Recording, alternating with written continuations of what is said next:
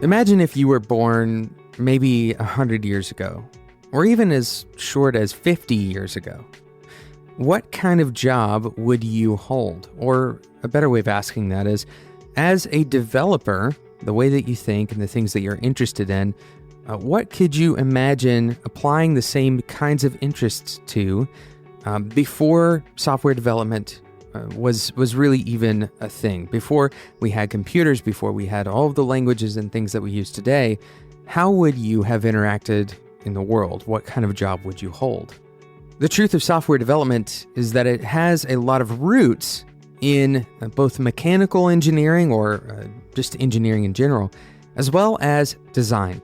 In today's episode, I'm interviewing Tom Eich. Tom is the CTO of IDEO.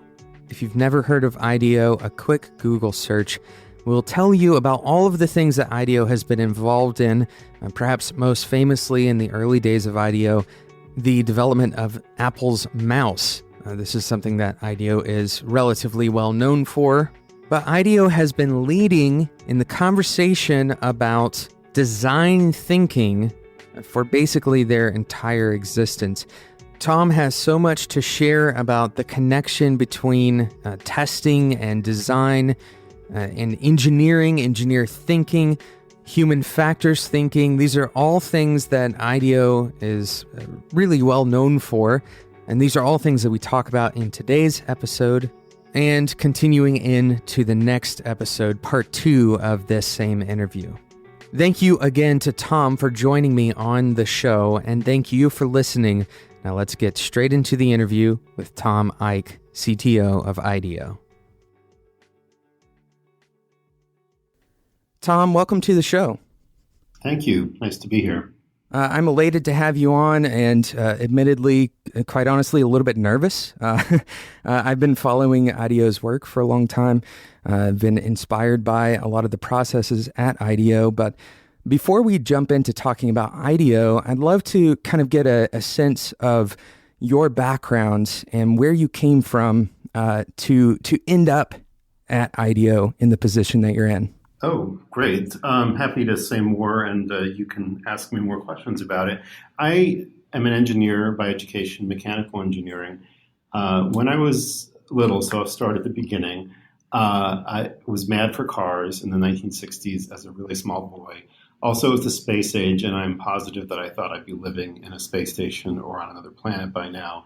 And there's still time. All that really just made me into an avid builder of models and drawer of comic book art and all sorts of things. Cars, like you wouldn't believe. I did so many styling concepts that I should have gone into car design, but I think cars got very sad and silly in the 1970s. And that made me interested in other things like buildings and architecture and how things work. So the thread throughout my childhood with two brothers that are essentially the same age, all interested in science and how things work, was to figure it out. And to do that, I think an engineering degree is a prerequisite. It's one of the best ways to understand how things work. And so I'm always curious about how things work, regardless of whether it's hardware or software or natural mechanisms. I just am a curious person about why things are the way they are and how they work. And by the time I got out of high school in Palo Alto in the late 70s, the economy was in a terrible situation. And I really didn't have the portfolio together to say, go get into architecture school. So I went in with no stated undergraduate degree for almost 2.5 years at Santa Clara University. And then I declared mechanical engineering because it just made sense as like the thing that brought tangibility and engineering together. I wasn't as interested at that point in software, which was, as you can imagine, nothing like it is today. And electrical engineering I was pretty good at, especially electric machines, but machines were my thing, just going back to cars, and I really was interested in mechanical engineering. So from there, I went out into the workforce, and I really wanted to work from the age of 21, which I did. And I'd had a summer internship at NASA Ames Research Center doing helicopter flow field modeling codes, which was not what I wanted to do. So oh, wow. I really knew that I wanted to go to work at a company that was making products. And my first job was actually programming 5-axis CNC machines to make complex parts for large disk drives. And this is how old I am. Those were big and not very dense disk drives. They were totally obsolete within a few years. But it was a good way, again, to learn how to make things. I hadn't designed the parts I was responsible for making. I had to work on the fixtures, select the tooling, program the machines to make them. And I could learn by seeing how easy or hard they were to make and not feel that I was responsible for the design at that point. I could be more objective, standing back and looking at what was flawed in the design or what was good in the design that made it easier or harder to make. And that thread continued. I'll go fast here through my next couple of jobs where, again, as a young engineer, I think it's really helpful to be given the chance to break things and make them fail and understand how and why they fail. So my next job was at a company called Rome, which was a real Silicon Valley success story back in the 70s and 80s. It's the first one that built the big lavish campuses with swimming pools and all kinds of courts and rec center. And the original startup culture, the right? original startup culture, gourmet cafeteria. It was really nice.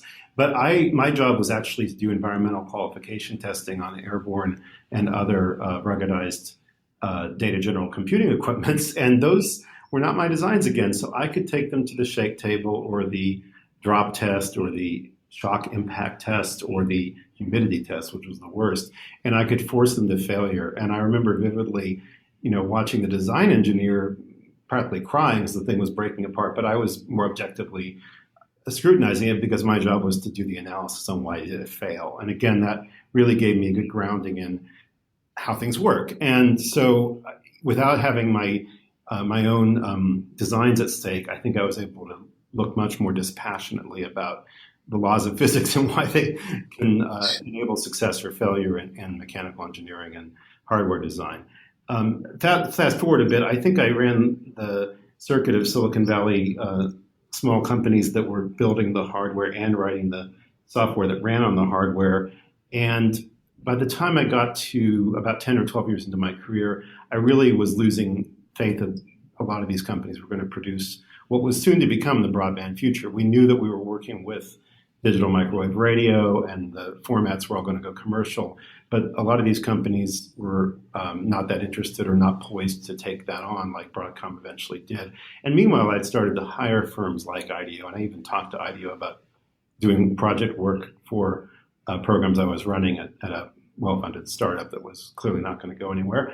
And I turned the tables on IDEO and a couple other companies and said, I'm at the point in my career where I'd like to work on lots of different things. Technology is getting very flat and 2D. This is the mid-90s. And would you guys be interested in hiring me? And interestingly enough, after a fairly protracted 3 or 4 rounds of job interviews, I did get offers, and IDEO hired me. I agreed to go work there.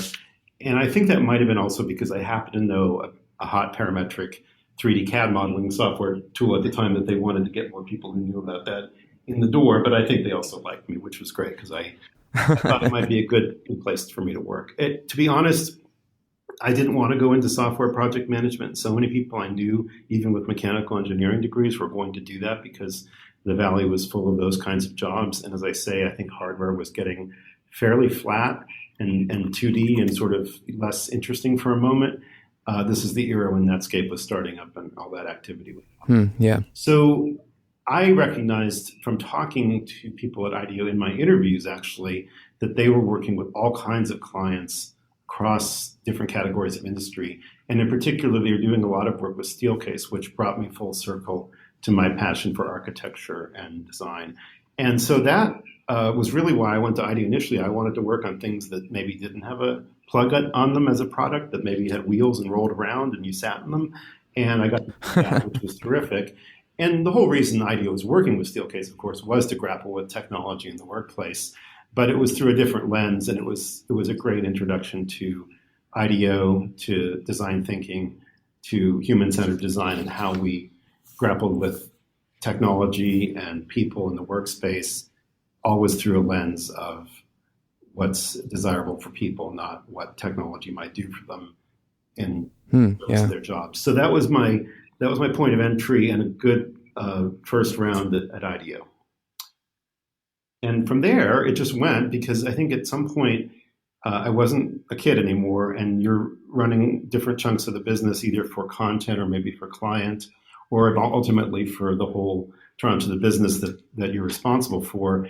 And soon enough, after the dot-com bubble collapsed, I was working on technology clients again, and I was happy to, because what I'd learned through being at IDEO then 4 or 5 years was that I could find satisfaction like I thought I could with cars or buildings with almost any problem because of the way that we were approaching the problem and unpacking the opportunities for design to have impact. And that was always with very broad multidisciplinary teams where I, as an engineer or a project manager, got to go on the research journey, got to go do user interviews or observations and run the full cycle from that through to the delivery of the detailed design. And we were also working on design at a higher level where it wasn't just about one thing, it was about many things. Maybe it was about the space that the client was going to deliver the service and product in, but also the service and the product, and ultimately the whole strategy for that client. So it was really a good progression from going to work on products and working on big scale things for clients like Steelcase to then going back to technology, but not at the level of the box guy, which I was when I was in Silicon Valley. And when I was in Silicon Valley working for those companies, it was the era when the VLSI circuit designer was Lord God King of the engineering pyramid, and the box guy was way down in the bottom of the pyramid worrying about how to keep things cool and maybe not break when they were dropped and so on and so forth. So coming back full circle to technology and looking at the future with clients like Intel and Hewlett Packard with IDEO and the way we were engaging was really actually exciting and fun. And I had no problems embracing technology again at that point in my career. Fantastic history and such an interesting thing to watch because, most of the listeners who are listening to this show, our primary introduction to engineering has all been through a screen and instead of through, mechanics. And hearing that difference, as well as some of the similarities that we have as new developers, new technologists, is really quite interesting. I'd love to know if you could go back now and identify what you think would be kind of the field of study that best correlates to today's technology kind of sphere. If you could go back and redefine some of that education period of your life, what do you think you would study if you were to go back into school today? That's a great question. I've thought about it a lot. I actually don't know that I would change it very much because now with the flattening out and sort of democratization of the tool sets, mechanical engineers get to work with code and with technology devices in prototyping that were very hard to do when I was going through that. So it'd be an interesting experience just to go through it again. I will say some of the smartest people I know in technology just had a general sort of physics education, which again is a deep, deep understanding of how things work and why they work the way they do. And if you look at the analogy to coding and software, physics and the modeling of behaviors in physical reality is quite helpful for understanding how to program. And so I think it's a really good background. I think I worry a little bit about people that only have screen-based experience in their education because it may make it harder for them to understand that analogy and to also benefit from the increasing,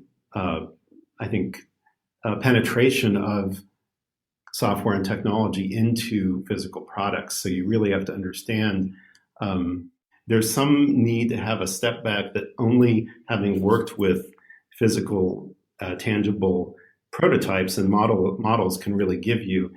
I don't know that I'd change anything, to be honest with you, Jonathan. I think it's really interesting that I'm now responsible for technology at IDEO as a mechanical engineer. And I think it's because I always understood that tools and systems are really a means to an end, and that the ways to achieve those ends are diverse and varied. There's probably many different ways with just software alone that you can solve a problem. So what's really always the interesting, inspiring, and sometimes maddening challenge is actually finding what's right for the humans that are engaged with the problem, whether they're stakeholders, whether they're delivering, whether they're receiving it, that has me where I am now. I said to my colleague, I don't get too emotional about tools because they're just tools. They're not the people Yeah. that you're depending on or your people that you're looking to for help.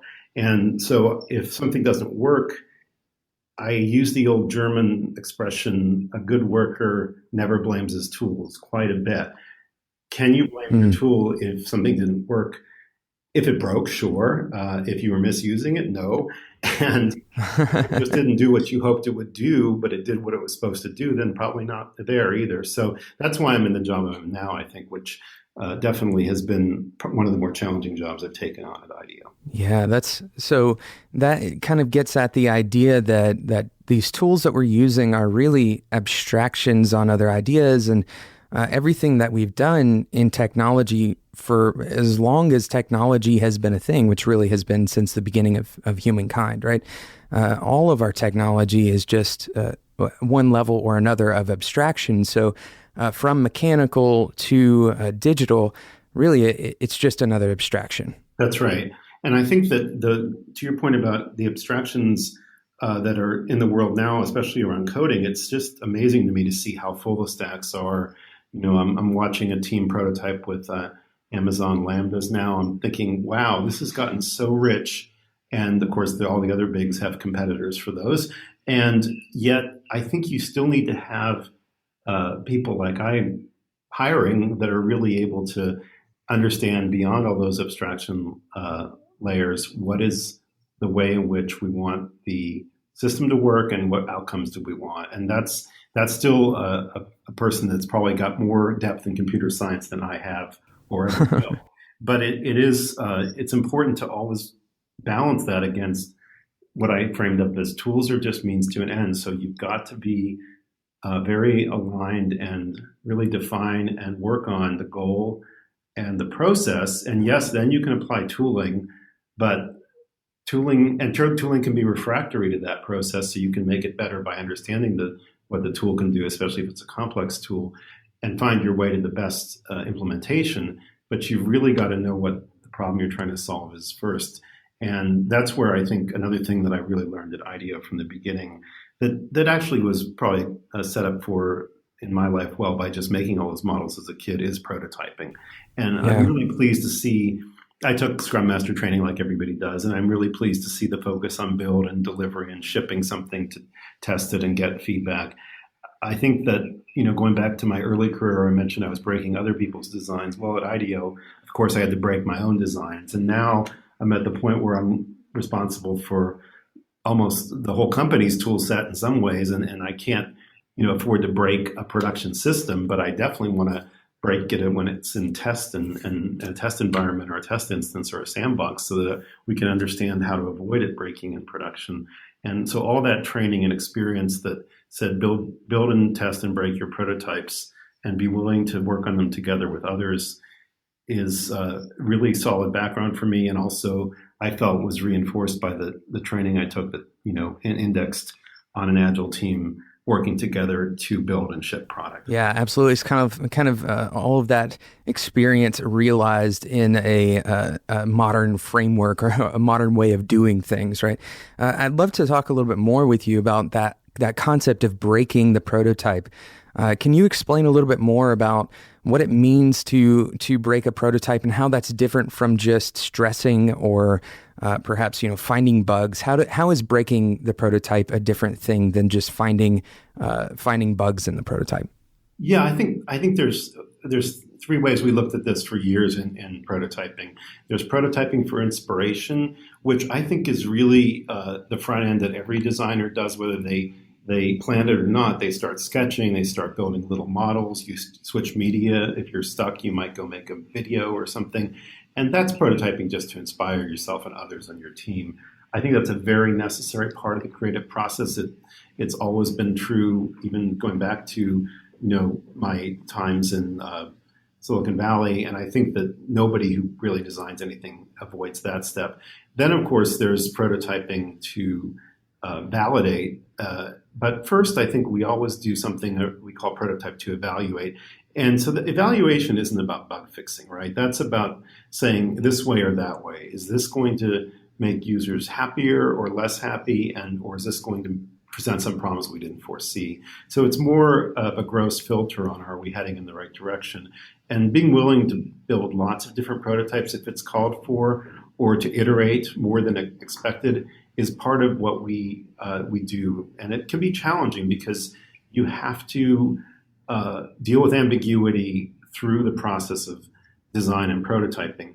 And that's where I think something that's intrinsic to design thinking in our process at IDEO is really valuable, which is another layer of abstraction around what are the principles that we can deduce or synthesize from the problem we're facing, the research we can do around it, the inspiration we find in going to new solutions. And those guiding principles can hold a team together when they're dealing with not just ambiguity around, are we building the right solutions and are they panning out, but really, are we solving the right problems? Which increasingly, when you're in a job like IDEO is often in, it's not just, hey, go do the new thing here. It's what is the new thing and what is the next thing? What's the new thing? And so you really have to, with the client, of course, hold together to some strong principles that can guide you through a minefield of ambiguity. And maybe, that's where breaking prototypes can be uncomfortable. It can be as simple as when I was an engineer working on projects at IDEO, I'd say, okay, we're ready to take this chair part into the test lab and put it through the 600-pound repeating arm load test. And you'd be saying it shouldn't break. But if it broke, you want to know it then so you can go do something about it and not after it's gone to market and people are hurting themselves on it. So I think it's that level of sort of clarity that can give you in the software world. My experience is it's much more nuanced, and generally nobody's putting something out that just plain doesn't work. I mean, we all can point to failures in some software or website that do not work, but in general, it's more, does this work the way that would be best for the outcome that it's seeking and using it? And I think that's a lot more nuanced, and people, I think, tend to get very fixated on visual design, but I find the most challenging area in software for us as a company and as a buyer of lots of software now that I'm responsible for across IDEO is behavioral, not visual. That's a fantastic segue because that's where I was headed next anyway. And this concept of design, a lot of especially young developers, young designers, we have this very clear line, or seemingly very clear line that we've drawn between visual design and the actual implementation or the back end developer. We hear these terms all the time, and they may be useful for the hiring process, but a lot of this could really be summed up by reconfiguring our understanding of the position of design and what design actually is. And, this debate is ongoing. It's one that a lot of people have had, but I think IDEO really kind of embodies this concept that design is the whole process. Not that every person is a designer, certainly not that every person is a visual designer, but rather that we're engaging in a design process from the moment that we are attempting to define the problem all the way through, multiple iterations down the road, version 2, version 3, version, 500. And so I'd love for you to speak to kind of how IDEO views this concept, from really what I believe to be one of the defining companies in the world on the term design. How does IDEO view this in light of how design compares or works with technology? Right. I think it's easy to say in the age of Google that answers are easy to find, but asking the right question is the real hard thing. And that's where design helps us find the right questions to ask and then answer. And I think that we've all been on projects where we feel like because of decisions taken fairly early in the project, and I'm sure your listeners can resonate with this, we're a bit trapped at the end of the project or toward the end of the project in a place we don't want to be. And I think the ability to look down the road, not necessarily to see that trap exactly as it might transpire, but to understand what are the markers of good or bad along the way that could lead you astray, and to have the ability to iterate your way away from those. And sort of, if you're in the fog in the front end of a project, not sure, are we describing the problem correctly? Are we building the right solutions? Are we testing them in the right ways? Just really having a drumbeat around putting things out and getting feedback can be the way to have a much more confident way forward to production and market. And what I find when you look at the trade-offs that people make, especially with digital products, is often bound by this very full stack. So as you say, there's a lot of things that will happen in delivering that service or standing that digital product up that are based upon the back end. They're based upon infrastructure. They're based upon things that the design team working on the actual design can't really be responsible for.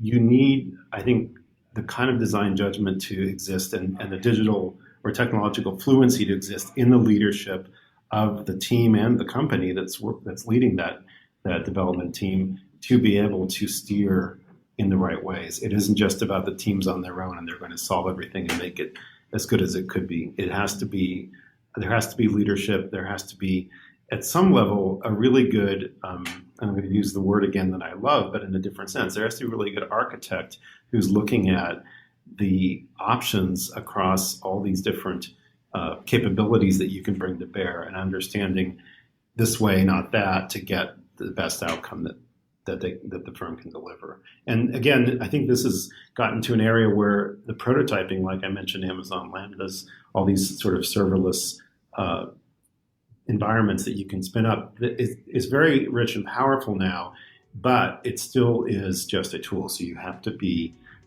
really sharp on what you're planning to wield it toward, what end and with what design principles is what we would call them. Thank you again to Tom Eich for joining me on Developer Tea. On the next part of this interview, we're going to keep on talking about prototyping and the value of learning and lots of other fantastic insights that Tom has for you as a developer. Thank you so much for listening to Developer Tea. Make sure you don't miss out on the next part of this interview. Go and subscribe to Developer Tea in whatever podcasting app you use. Of course, we're in iTunes and every other major outlet. Thank you again for listening, and until next time, enjoy your tea.